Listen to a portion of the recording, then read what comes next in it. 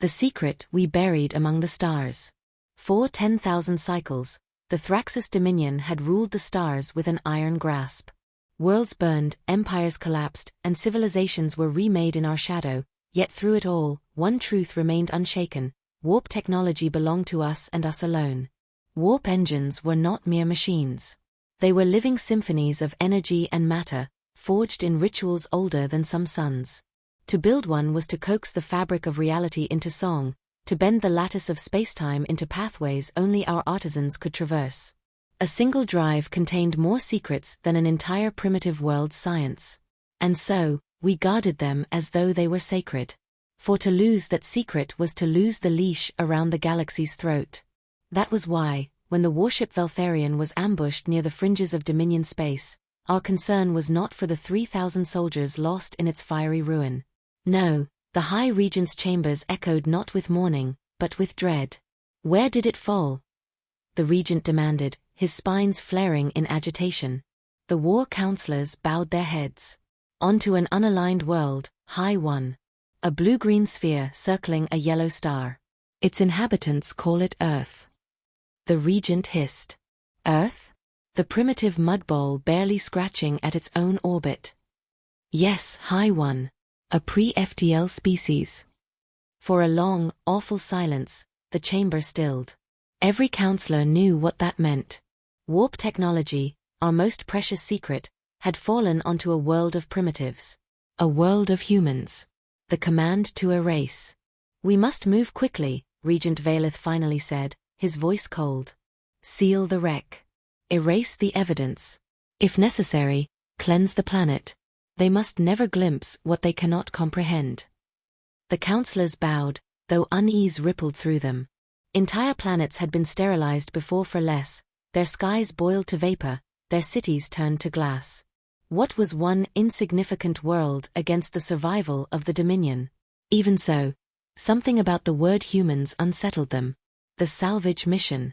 I, Observer Carvel, was chosen to accompany the salvage fleet. Our task was simple: descend upon the wreckage of the Veltharion, strip it of anything that could reveal warp secrets, and annihilate the remains before the planet's inhabitants could stumble upon them. We expected to arrive to find crude aircraft circling like flies around a corpse, their primitive weapons unable to even pierce the hull of our dead ship.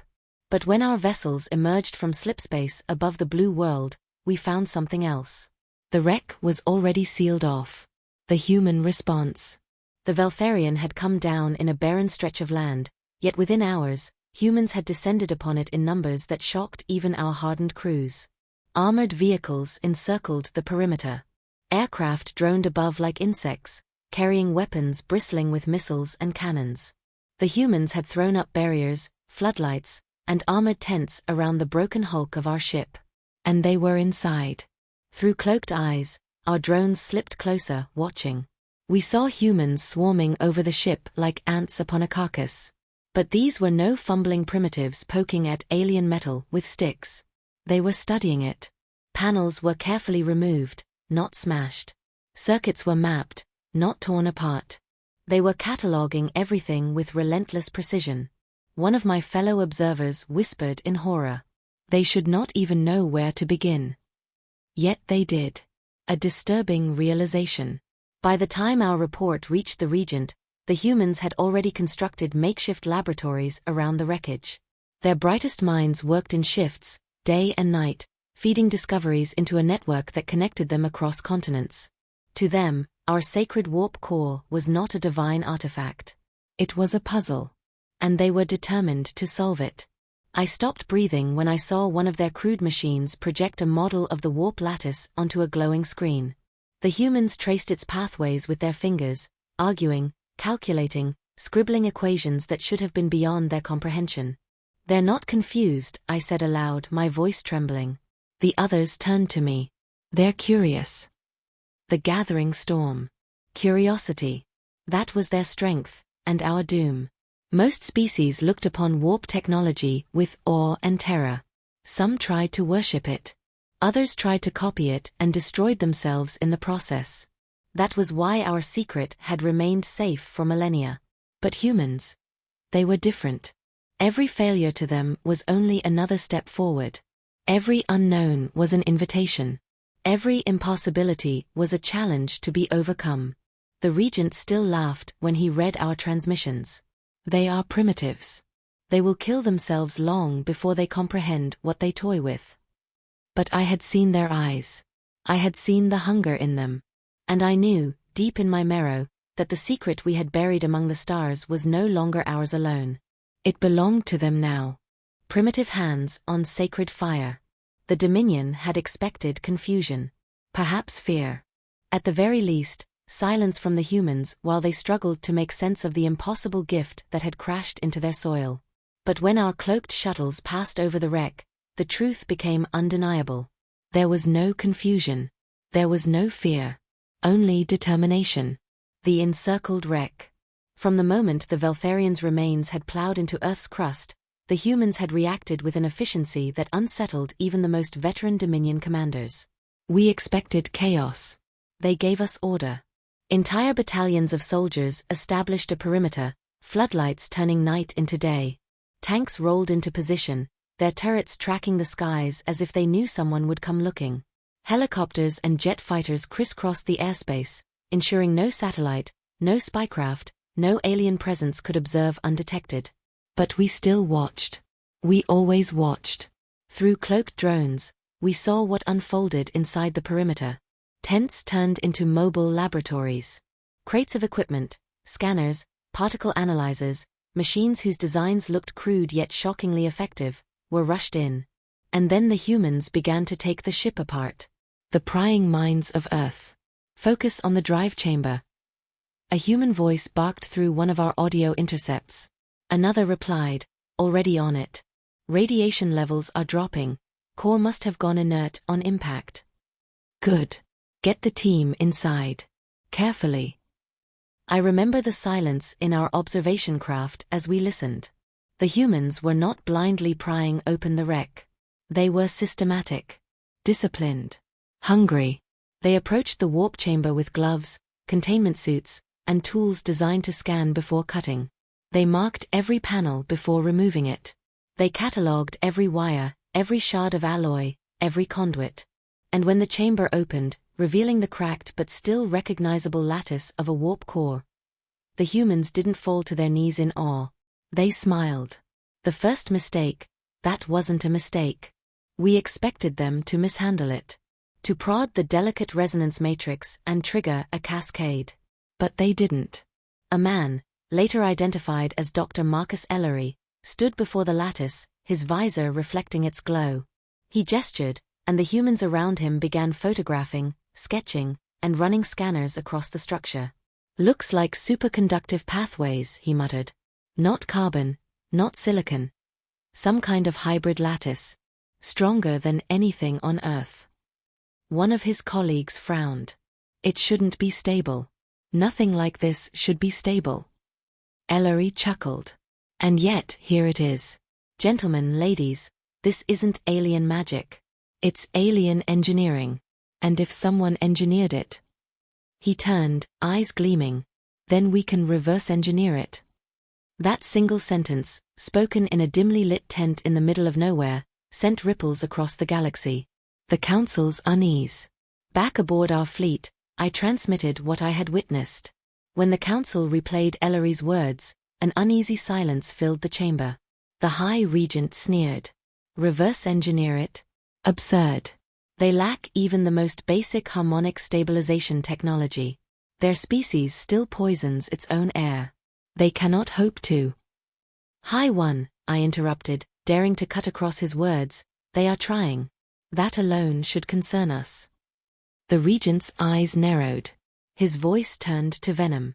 Curiosity is not mastery. But I remembered Ellery's smile. No. To humans, curiosity was mastery. The overnight network. Humans did not work as the Dominion did. They did not leave secrets in the hands of a chosen few. No, when one of their scientists made a discovery, it did not stay hidden. It was shared, transmitted, debated, tested. Their entire planet became a hive of thought. The data taken from the wreck spread across secure channels to universities, laboratories, think tanks, and even military installations. Thousands of minds bent themselves to the puzzle at once. Equations that would take a Dominion apprentice centuries were scribbled on human whiteboards in hours. Metallurgical scans were fed into computers that spat out near-identical alloy recipes. Power resonances were modeled using their crude supercomputers, which nonetheless tore through calculations at speeds even our machines found respectable. By the time our observers returned with their second report, a full replica model of the lattice had been projected on human screens. The observers' dread. "They're not dismantling it like primitives," one of my fellow observers whispered. "They're studying it like peers." And the worst part? He was right. They were not fumbling in the dark. They were not lost in mystery. They treated our warp engine the way a mechanic might treat a complex vehicle. Strange, yes. Unfamiliar, certainly. But impossible? No. To them, it was only a problem waiting to be solved. I had seen conquered races gaze upon warp drives with reverence, fear, even despair. But never curiosity. Never hunger. A warning ignored. When the Regent received our reports, he scoffed once more. "They play with fire," he said. "Let them. The fire will consume them." But I could not shake the image of those human eyes gleaming with discovery. Because I had seen fire before. And humans were not afraid to burn their hands to grasp it. The overnight breakthrough. It should have taken centuries. At least, that was what the Dominion believed. Warp drives were not machines to be simply copied. They were living equations, balanced on the razor's edge of physics and metaphysics. Thousands of our brightest minds were trained for lifetimes to craft a single core. Each lattice was grown, coaxed, sung into existence. It was art as much as science. Humans should have stared at the Veltharians' shattered warp chamber and despaired. Instead, they rebuilt it. The lab that never slept. Deep beneath the floodlights, inside a temporary complex built around the wreck, the humans worked without pause. We had expected exhaustion to slow them. Instead, they rotated in shifts. Scientists collapsed onto cots only to be shaken awake hours later to review data. Coffee, we learned, was their ritual fuel, consumed in steaming cups as their eyes burned red from sleepless nights. And their computers. Oh, their computers. Crude compared to Dominion neural matrices, yet endlessly adaptable. Equations poured into them, simulations ran at breakneck speed, and failures were discarded with no hesitation. Where other species clung to tradition, humans embraced iteration. "Run it again," Dr. Ellery said, leaning over the shoulder of a younger engineer. "We've already run it 47 times, sir." "Then 48 won't kill us." The simulation restarted, showing the lattice shimmering, collapsing, stabilizing for a fraction longer than before. Ellery smiled grimly. "Better. Not perfect, but better. Feed it forward." The alien eyes above. From our cloaked vantage in orbit, we observers transmitted every image back to the Regent's Council. And with each transmission, unease spread further through the chamber. "They're brute-forcing it," one counselor muttered. Another hissed, "That is not science. That is desperation." "Call it what you wish," I whispered, "but it is working." Because for humans, failure was not the end. Failure was data. And every error, every unstable simulation, every explosion of numbers too vast to comprehend only drove them forward. They did not stop. The first prototype. By nightfall, mere hours since the crash, they had assembled something astonishing. A lattice replica. Crude. Fragile. Dangerous. But unmistakably a warp core. It was mounted within a small craft they had rushed into the hangar. Engineers swarmed over it, checking seals, calibrating instruments. Soldiers stood guard, their rifles ready, not against us, but against the possibility that their experiment might annihilate them all. "Are we seriously doing this tonight?" one young pilot asked, staring at the glowing lattice through his visor. "Damn right we are," Ellery replied. "If it fails, we learn. If it works." He left the rest unsaid. The flight that changed everything. We watched in silence as the human craft lifted on jets of fire, clearing the runway. Its engines roared, stabilizers glowing. "Test Phase 1, ignition," Ellery's voice crackled over their comms. The warp lattice flickered. Energy arcs rippled across the hull. Instruments spiked into the red. The pilot swore. "She's unstable. Hold it steady, just another second." And then, with a soundless flash, the craft vanished. I stopped breathing. The return. For a moment, silence. Even the humans seemed unsure if they had just killed one of their own. Then alarms rang across their consoles. Tracking, tracking. There. 30,000 kilometers out. On the screens, the craft reappeared in orbit, battered but intact. The pilot's laugh filled the comms. "Holy hell, it worked. We jumped. I'm still here." The control room erupted. Cheers, shouts, fists slamming into tables. Humans embraced, some laughed until tears filled their eyes, others simply stared in awe.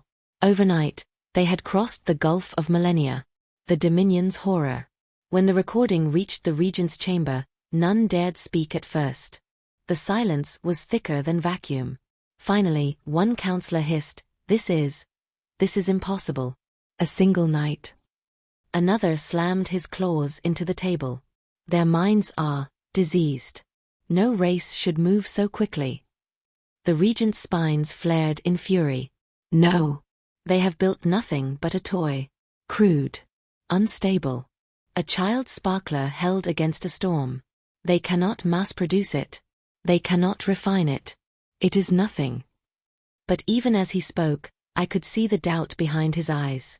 Because we all knew the truth. If they had done this in one night, what would they do in a week? In a year? In a decade? The broadcast.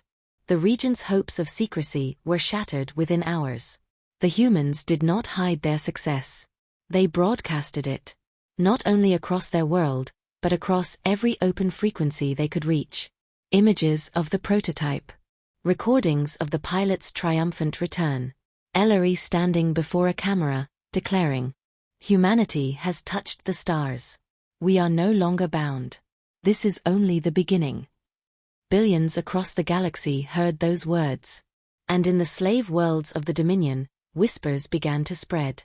If humans could leap into the stars overnight, then perhaps the Dominion was not eternal after all. The spark. For 10,000 cycles, warp had been our fire, our leash, our sacred secret. And in a single human night, they had stolen it. Cracked it. Claimed it as their own. The Regent still raged, calling them fools. But I knew better. Because I had seen the look in their eyes. Not fear. Not reverence. But hunger. The kind of hunger that would devour the stars themselves.